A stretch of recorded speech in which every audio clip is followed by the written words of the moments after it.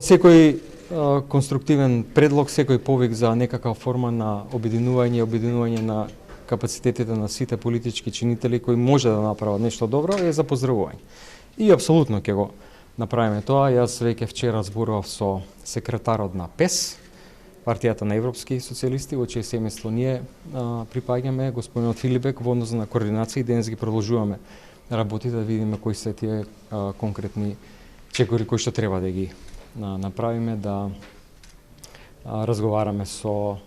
европратениците кои припаѓаат на нашето семејство на демократи и социјалисти. Меѓутоа има едно прашање, а тоа е што е целта на оваа декларација и дали конечно доколку биде прифатена, тоа ќе биде нешто што за премиерот ќе биде доволна форма на гаранција да се започне процесот на уставните измени. Одлично е да имаме официјален документ, резолуција, кој што не е обрзувачка сепак од европска институција, особено тако висок ранг, како Европскиот парламент, и уште еднаш да го потврди она што нам ни е оспорувано и за многумина неразбирливо како наша потреба да имаме црно на бело зашто